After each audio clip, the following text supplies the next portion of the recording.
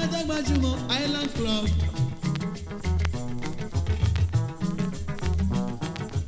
Wọ́n lówó lọ́wọ́ wọ́n tó fẹ́ràn ara wọn dénú.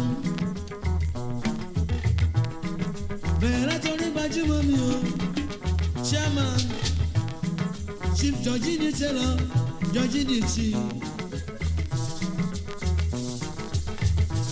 Chairman Island Club. Bàbá ni bàbá ń jẹ́. Àwọn Ìlàrí Babs ọmọ Akérèlé.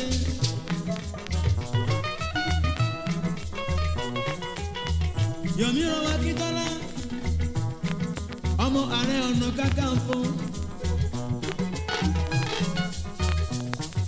Ọmọ olólùfọ̀ sáyẹ́tì mi o, ó nílé ọlọ́lá. Ẹ bá mi tọ́jú R.O. Kàlísì mi ò ire ní jẹ́yìn. Àwọn Báyọ̀ Adéjù.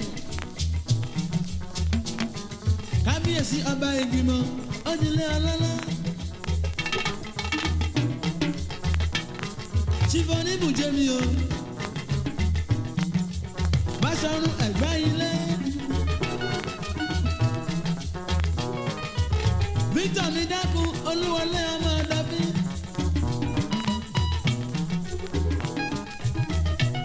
Òyìnbó ẹlẹ́pọ̀ Olúwọlé mi o.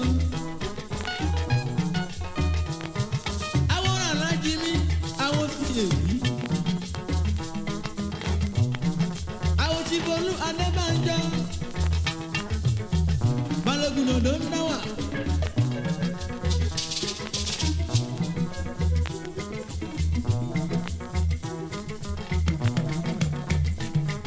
Ẹ máa bá dùn ní jẹ́yìn Island Club. Prince Adémọ́lá Adémùlùyí. Àwọn bá ní ilẹ̀ Ifẹ̀ ọlọ́lá ni wọ́n jẹ́.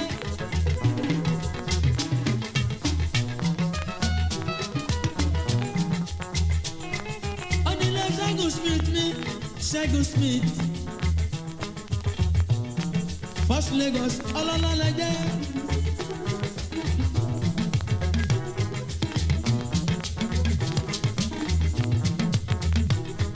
Olúrọ̀mọ Fálọmọ ọmọ Fálọmọ. Rẹ̀mí Adéoyè bàbá ló jẹ́. Ẹ dìbò fún Rẹ̀mí o, tí ẹ la máa ṣe.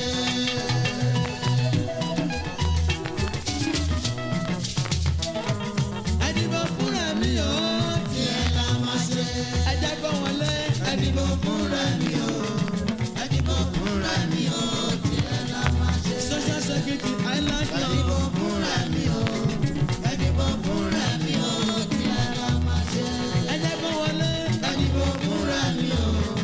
Ẹ̀dìbò fún Rẹ̀mí o. Ọmọ ọlọ́lá ló jẹ́ ẹ̀dìbò fún Rẹ̀mí o. Ẹ̀dìbò fún Rẹ̀mí o. Tí ẹ bá máa ṣe.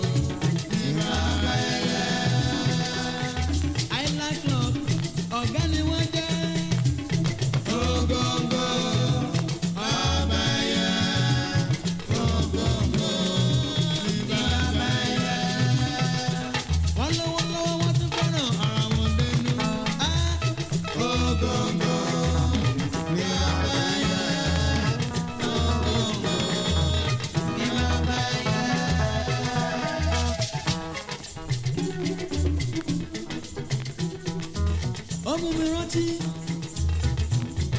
Olúwọlé dandan lọ́gbẹ́ tó rọrùn alákejì.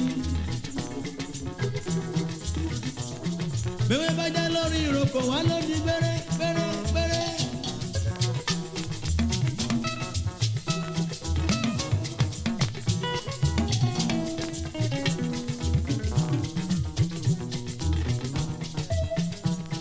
Jacob Olúwọlé o.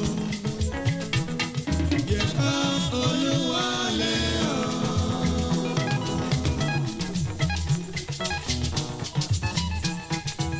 Àtẹ̀bí àtọ̀rẹ́ ló ṣe dárò Olúwọlé.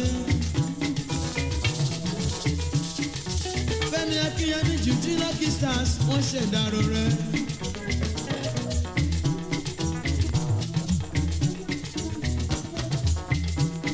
Jacob Olúwọlé o. Jacob Olúwọlé o.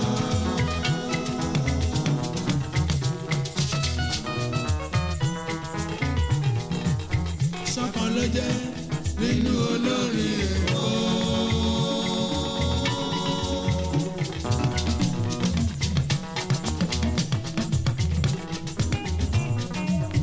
Sọ́kàn ló jẹ́ nínú olórin Èkó. Jacob Olúwọlé o.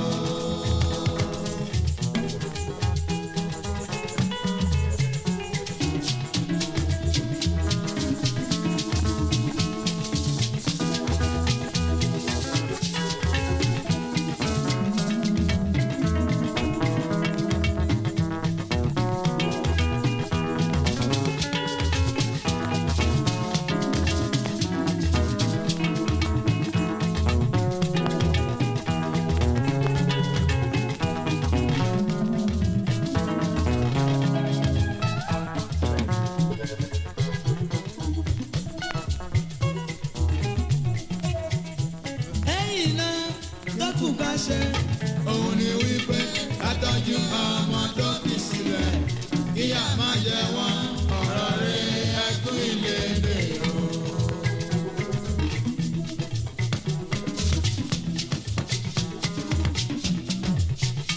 Àwọn tí mọ báwa yóò lọ àdúrà wa ni pé ká tó lọ kọjá jì síra wọn.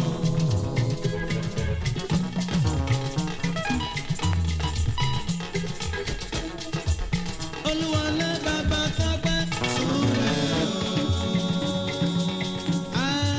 Súnre o.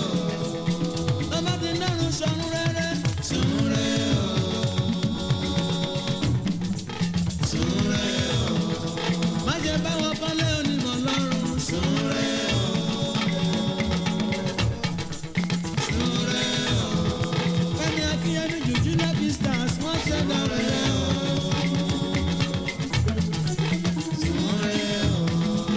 Olúwọlé bàbá Tọ́pẹ́ súnre o. Súnre o.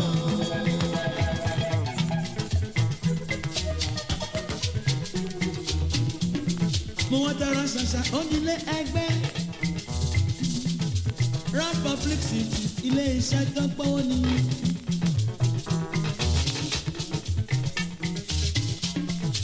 The one and only. Ilé-iṣẹ́ ìpolówó ọjà tó mówó wálé.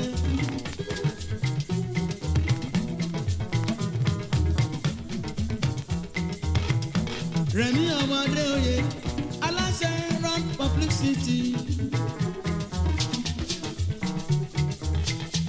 Ọmọràn tún bá ń nọmọ níjẹ̀bú Òde. Ìyọ̀rọ̀ sanilé pàdé mi ò ọlọ́lá.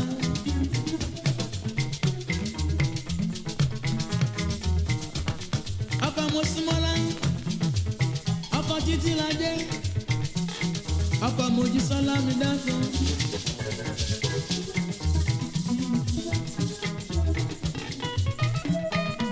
Rẹ̀mí Adéoyè mi o. Rẹ̀mí Adéoyè mi o. Ìjẹ̀bú ni ilé ọ̀nà rẹ̀ mi.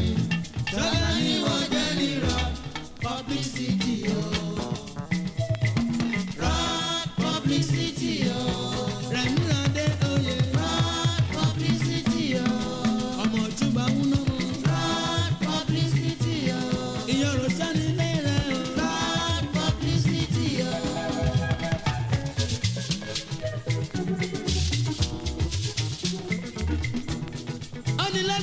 ní dákun ẹ̀jí olú ọmọ fàlàyé.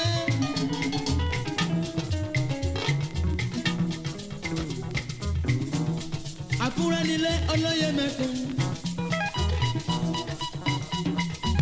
Ọmọ fi dalẹ̀ mọ́kù ẹrú pani.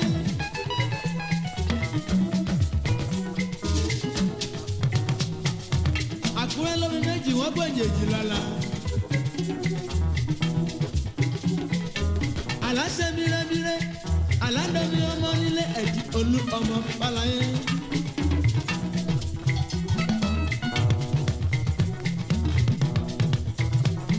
Ọkọ dádì ẹ̀bẹ̀ lọ́mọ.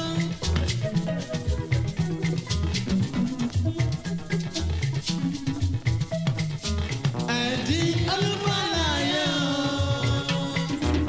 Ẹ̀jí olúfàlàyé o. Àkúrẹ́ nílé olóyè mi. Sọ́jà ni wọ́n jẹ́ nírọ̀ publicity o. Ẹ̀jí ọmọ fàlàyé rọ̀ publicity o. Ọkọ dádì ẹ̀bẹ̀ lọ́mọ. Publicity o. Àkúrẹ́ nílé publicity o. Ọmọ ọlọ́lá ló dé publicity o. Publicity o.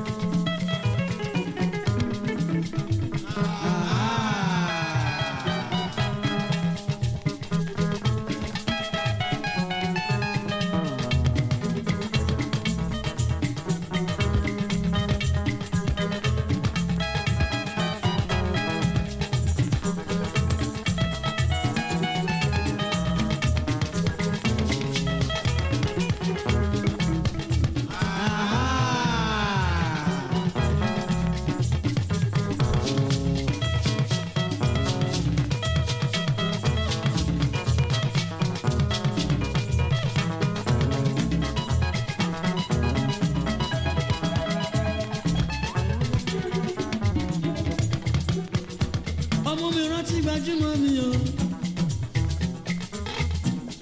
Bàbá Sàlẹ̀ rock publicity.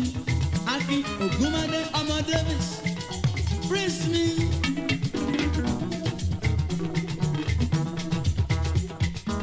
Ọkọ̀ olúwa gbẹ́mi.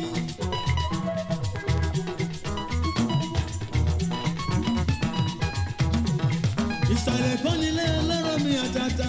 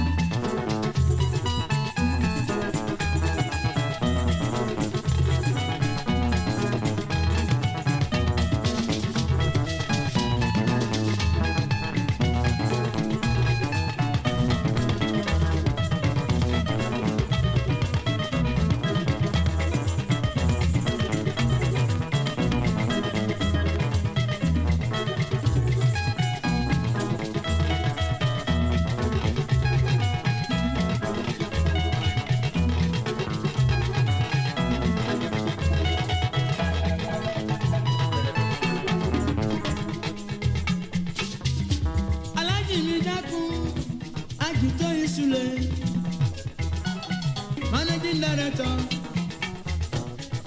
join Sule trading company ọlọ́lá. ẹ bá mi tọ́jú ọmọ Rakínyẹmí Fẹ́mi Rakínyẹmí did you like his stars.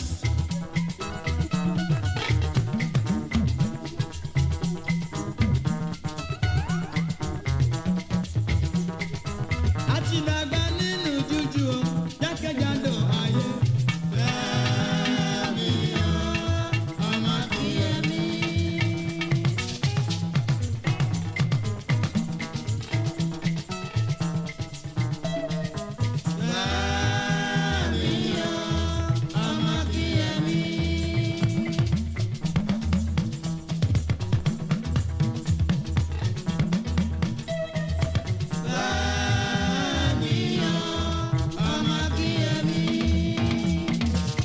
Gbajúmọ̀ mi àtàtà ọmọ Akínyẹmí.